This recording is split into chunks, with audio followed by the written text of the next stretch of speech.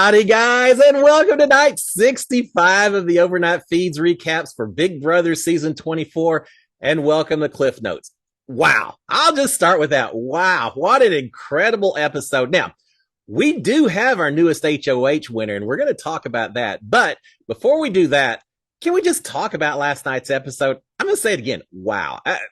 Just an incredible last hour of that show. So much stuff happened. It was amazing. We got to see the jury house. We got to see Kyle explaining to the first three jurors everything that went down that caused him to get evicted. So we saw all that. It may be the only non-surprise of the evening. We saw Terrence get evicted on a unanimous vote as he headed out the door. And then things inside the house got a little tense, a little dramatic. We knew it would. We knew that this the double always leads to a little bit more chaos, and we certainly had that. An HOH competition involving watching various colored lasers and answering questions.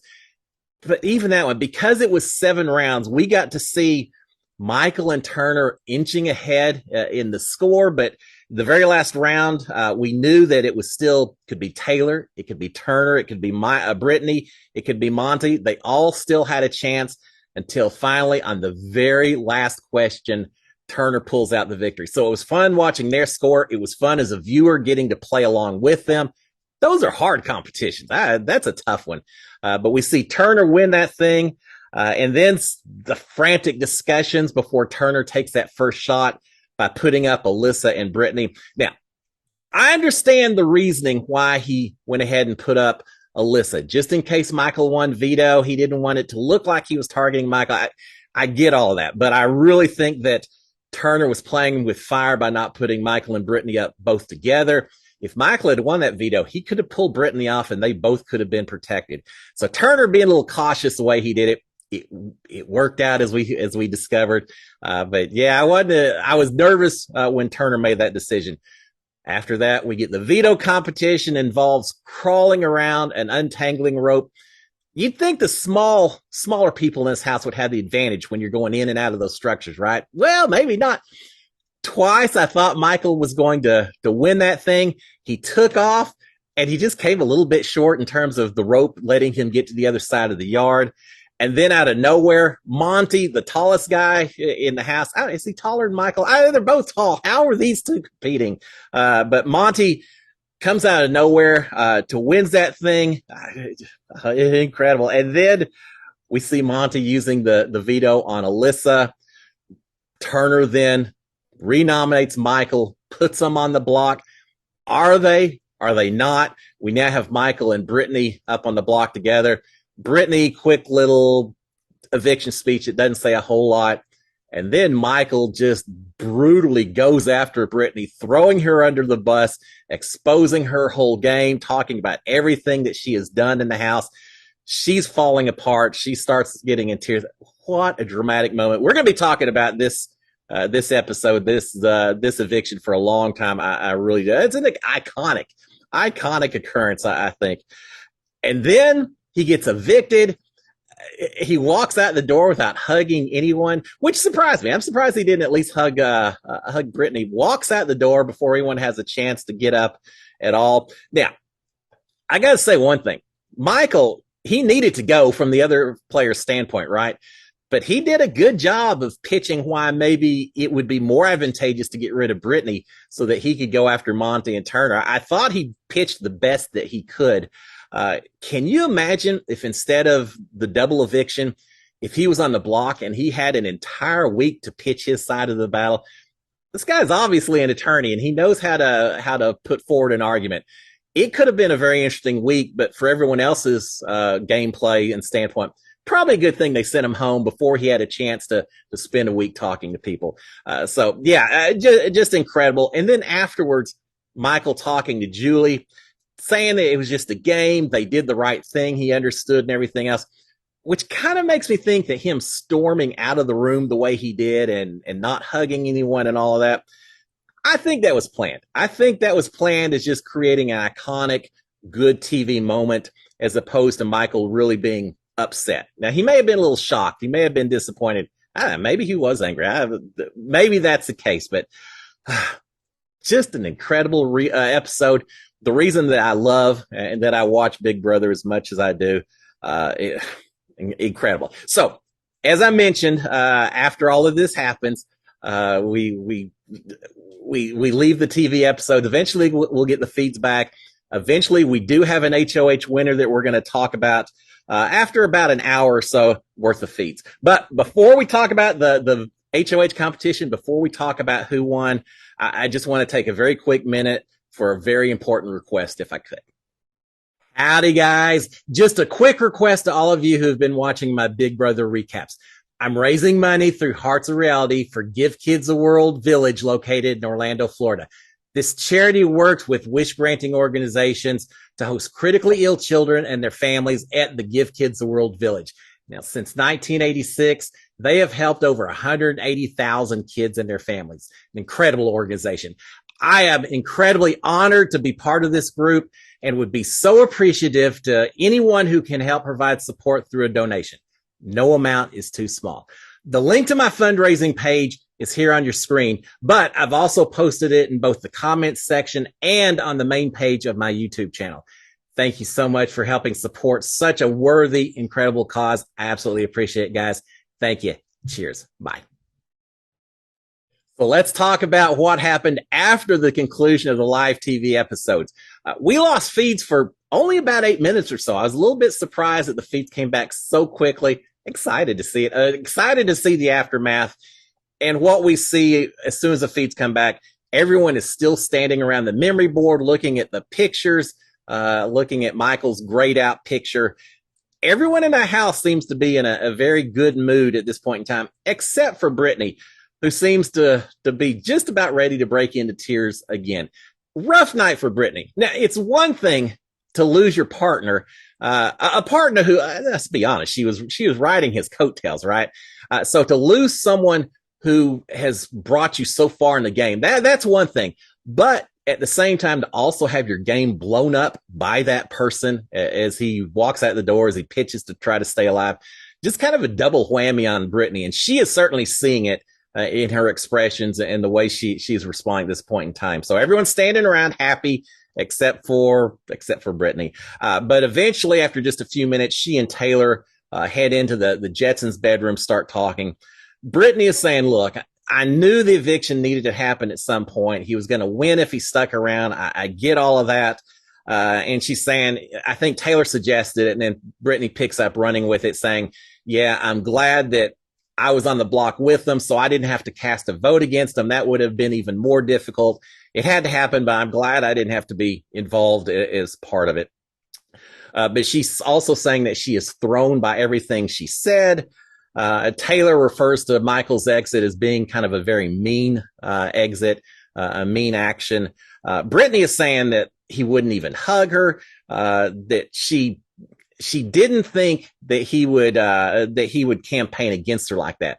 And she says several times throughout the evening that she just doesn't know that Michael was self-aware enough to realize that if he was on the block versus Brittany, that he was going to be going home no matter what. Well, I'll say this for Michael. Yeah, it was pretty rough the way he threw her under the bus and all that.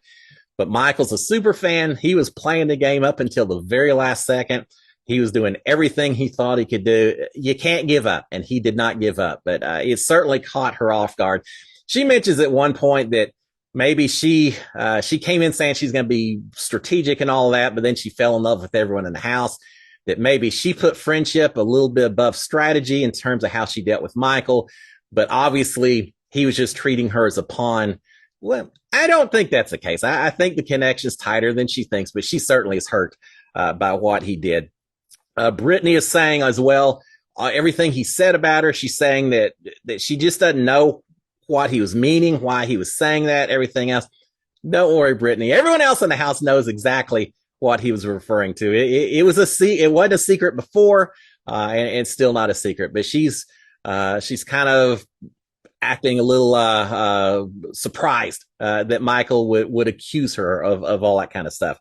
All right, now we've got Taylor talking, saying that here's what we have to do. Brittany says, well, plan A. There it goes. And Taylor's saying, look, at this point, we just have to play. She's talking about herself and Alyssa and Brittany, the three girls. She's saying, we just have to play and win. to keep Turner and Monty from just railroading us through the rest of this game.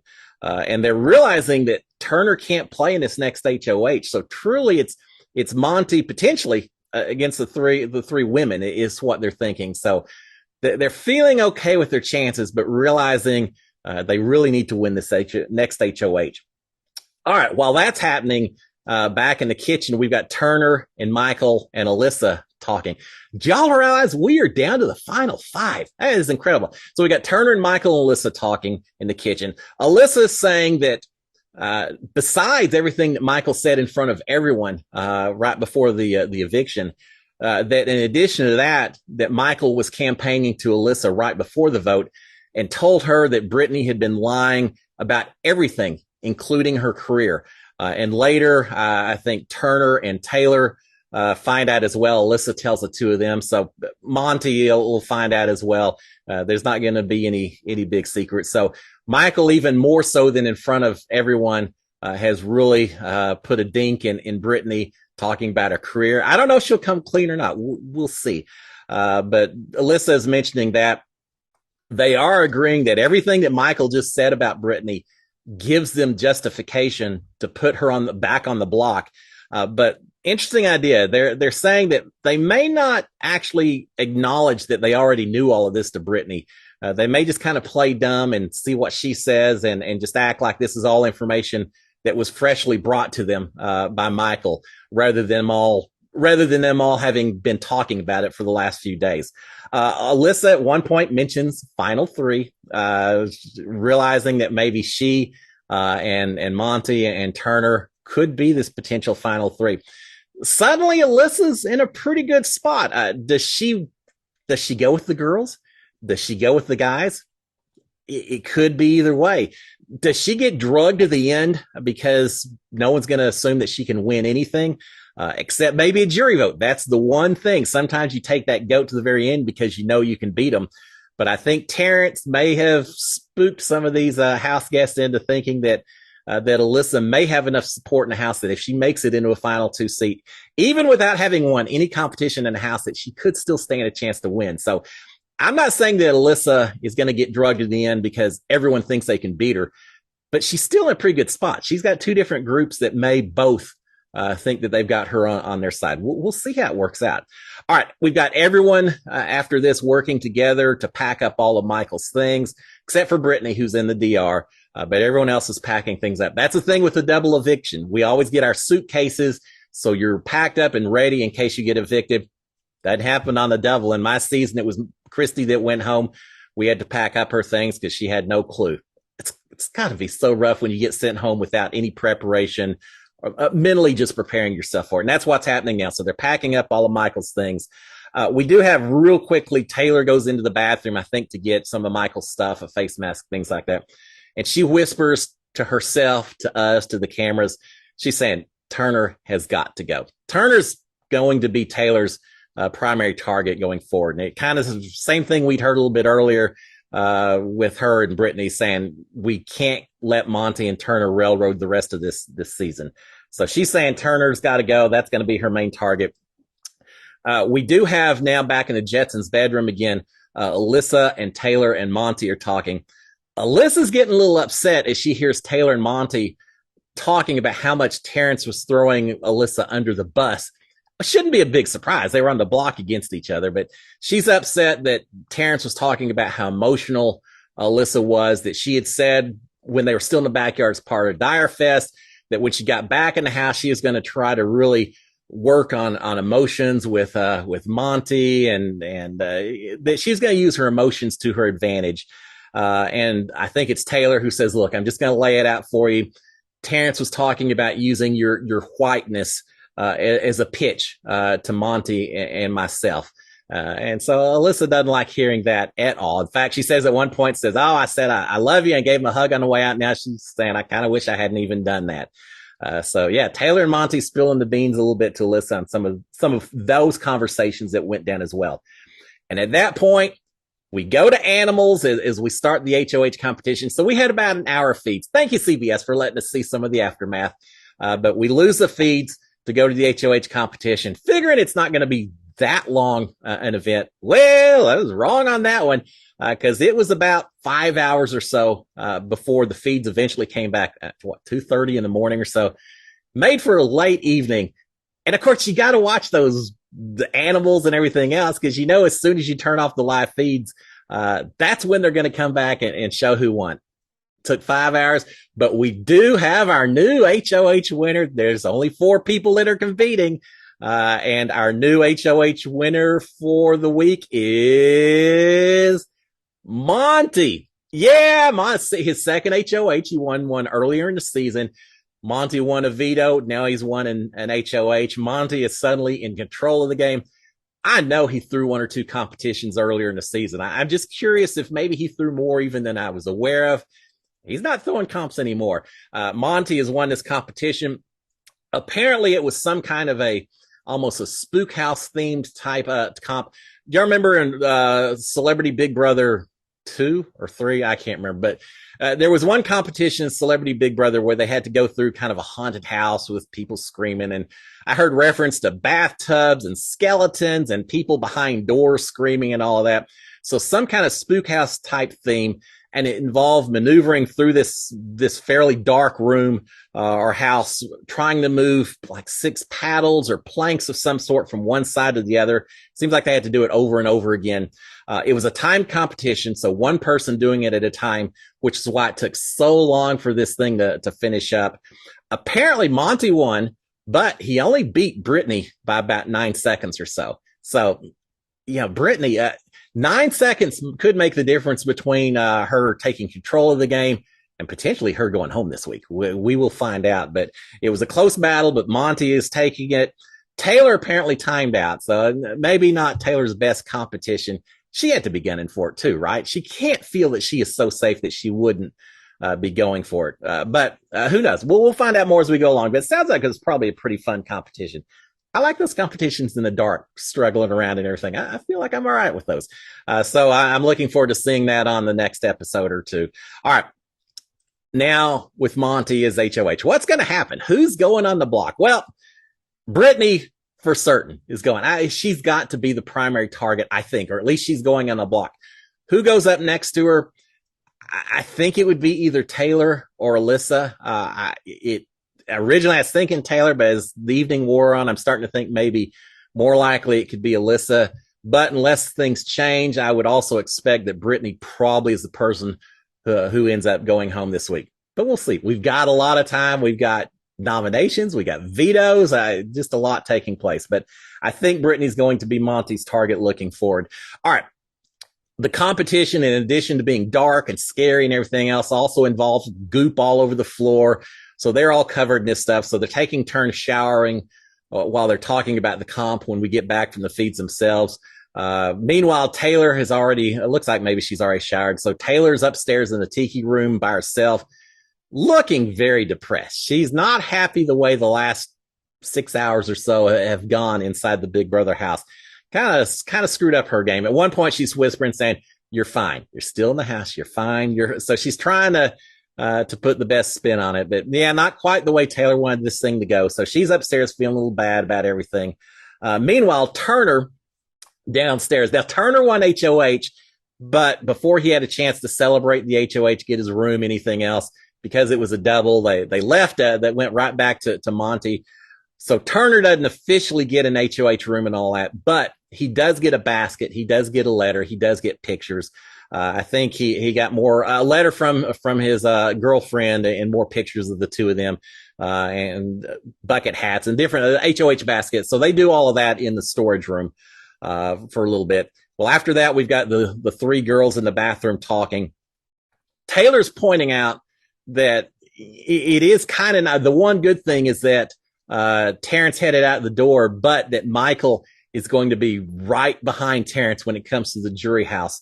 And they're saying, look, Michael's going to be able to keep Terrence from poisoning the jury by telling any lies about anything that happened. And I know Taylor in particular was saying that Terrence was threatening say all kinds of stuff about her in the jury house. And so Michael or Terrence had threatened Michael. Well, that's not an issue anymore. But I'm sure after making those kind of threats, Michael is going to go in very determined to make sure that Terrence doesn't just get to put a spin on things that Michael maybe doesn't think is so fair. So they're saying, yeah, Michael's going to kind of make sure Terrence is on the up and up in terms of what he's telling this jury. So they're thinking that actually could be a good thing. We've got Brittany now saying that Brittany's starting to do a little damage control. So again, she realizes not only did she lose her primary partner, but now her game's been blown up by everything he said as well. So she's starting to play a little defense, doing a little damage control. She's talking about how frantic it was last week having to talk to everyone. She said, Michael just kept telling me, go talk to this person, go talk to this person. It was driving me crazy, him wanting me to go talk to everyone about everything. No, we know it wasn't Michael that was pushing you to do all this stuff, Brittany. It was your own paranoia. But now we see what kind of how she's going to try to spin it to protect herself as much as possible. It was all Michael making me do all this stuff. So she's mentioning that. Finally, about 4:30 or so in the morning, it was a long night. About 4:30 or so in the morning, Monty gets his HOH room upstairs, the real HOH room. He got a letter from his dad, pictures of his dad, a picture of his brother, who I think he said has got 1 year left in the Coast Guard. So he gets his little moment, his basket and everything else. And you'd think when you get your HOH room at 4:35 in the morning, you'd probably call it a night after such a frantic evening, right? Nah, not for this cast. Monty says, all right, let's do one-on-ones. We're all up. We might as well do it, which isn't a bad idea because who knows when nominations will be at some point today. But just because they stayed up super late doesn't mean they couldn't still have nominations fairly early. I bet they get to sleep in, but just in case, Monty wants to go ahead and do one-on-ones. So he starts off with Alyssa. He tells her right off the bat, basically, that he's going to be targeting Brittany. But he's not really sure who to put up as a pawn. And at that point, Alyssa says, look, I've been on the block twice in a row. If I went up as a pawn, that would be 3 times in a row that I'd be on the block. I don't really like it, but she also says, but I'm a team player. So, whatever needs to happen, needs to happen. I think that's just enough of an okay that Monty needs that he may start leaning that direction of putting Alyssa up next to Brittany. We'll see. All right. Brittany is the next to talk to Monty. She's talking about Michael and Brittany, the two of them on the block together. And she's again talking about Michael saying, well, he was just so completely unaware or not having the self-awareness to know once it got to the two of us that he was going home. She's saying, I get it. As horrible as it was, I understand it had to be done. I'm not upset with that at all. Well, maybe a little bit, but she's understanding. Now, Monty kind of just says, let's cut to the chase. He says, Michael said a lot of things about you, Brittany, and I think we need some explanation about that. And I just want to have some honest conversation here. Remember, they're pretending like they hadn't already heard all of this stuff just to see what Brittany comes clean with. So he's asking Brittany for some explanations and all of that. She's doing a little bit of deflecting because Brittany's saying, look, Alyssa was proposing different alliances every time she came to me. You don't say no when someone suggests that. So yeah, I was just playing along, but I never meant any of those things that she was saying. So she kind of blamed it all on Alyssa. She's talking about that she and Turner talked one evening because they'd never really talked before in the middle of the night in the bathroom. She says, we talked and everything, and just to try to figure out where everyone's heads were at. But she says, to my knowledge, we didn't agree to anything. There wasn't anything whatsoever agreed on. It was just us trying to touch bases. And that's all there was to it, Monty. So again, all of this stuff that Michael's accused her of, she's basically saying, underplaying it, suggesting it wasn't nearly as serious and it was just her and her just playing along with people, never meant any of it. And earlier she'd said Michael was the one directing her to go talk to these people. And so that's her defense at this point in time. She does tell Monty that she still considers Brochella to be a thing, that she's still part of it, that it's herself now and Taylor and Monty who were the 3 people that were inside that are still in the house. And she's saying that in terms of targeting, she's saying, look, Monty, I don't know what you're thinking and everything else is, but she's saying the only person left in this house who I've heard throwing your name out there is Alyssa. Alyssa mentioned you several times, and I know if Alyssa got HOH, she would probably put you on the block. So just keep that in mind. I want to work with you, Monty, but Alyssa wants to send you out the door. So when you're thinking about targets, Remember that. Yeah, she wants Monty to focus on Alyssa rather than herself, which means if the two of them go up on the block together, you're talking about some campaigning that's going to be taking place over the next week. That could be a little interesting too. That's going to be a lot of fun. She is saying that here's the other thing, Monty. You can't compete in the next HOH. You're going to be vulnerable. You need people who aren't going to be coming after you. You need people who are going to be supporting you. And that would be me. She's saying that she knows that Taylor is really good with Monty and with herself. She's saying, though, look, just for full transparency, you do need to know that I did have a final three with Taylor and Michael. It was the three of us. We didn't include you. You were kind of the accessory fourth, but just so you know. Again, she threw Alyssa under the bus, suggesting her as a target. Now she's kind of doing the same thing to Taylor a little bit, suggesting that maybe Taylor hadn't been honest with Monty also. So Brittany's looking for targets that don't have names that are Brittany. So she's mentioning to that. She's also telling Monty, saying, look, Michael was my only game in the house. At this point, I don't have any game. I'm kind of a lone wolf. In other words, I'm not a threat to anyone right now. I'm just leave little old me alone. She's saying, I'm a lone wolf. That's all it is, Monty. She's asking Monty if things worked out. She always likes doing scenarios. And she says, if things worked out, it could come down to a tie. One person voting for me, one person voting for Alyssa or whoever else is in the block. She said, if that was the case, you'd have to break the tie, Monty. Could I have your back? Could I count on you for the vote? And Monty kind of implies that, yeah, I got you. I got you covered. But he also tells her, I'm not making any promises. I don't know how it's going to work out. I don't know any of that just yet. So my word's important to me. I'm not going to make a promise. But then he's kind of making it sound like he probably is leaning towards protecting her at this point in time. At one point, also, Brittany mentions talking about Alyssa again, saying Alyssa hadn't done any work to get here. She hadn't done anything. Well, there may be a couple of people in the house like that, but she again is trying to make sure the target's directed to Alyssa. And then finally, we've got Taylor one-on-one. I had to cut it short. I have a feeling these house guests are going to be talking till noon with these one-on-ones or so. I had to call it quits at that point in time, so I didn't hear the whole conversation. What I did hear, though, as they very first started, was Monty telling Taylor, saying, yeah, I just talked to Brittany. She's not being truthful with me. She's not being honest with me. So with that in mind, he's got the justification he needs to put up Brittany. I think Alyssa probably will be on the block alongside him. We'll see that with the nominations today. Then tomorrow we've got the veto competition. It could be huge for a couple of people in the house. It's going to be a fun week. It was a fun episode last night, and the fun's just going to continue. There you have it, guys. An exciting, what an incredible 12 hours or so that we had. So fantastic. Y'all have a fantastic end to y'all's end of the work week. A good Friday to y'all. I will be back tomorrow morning to give you the scoop about the nominations, see who starts throwing each other under the bus once we have that. It's going to be a good one. Guys, y'all have a great Friday. SKD 143. Cheers, my friends.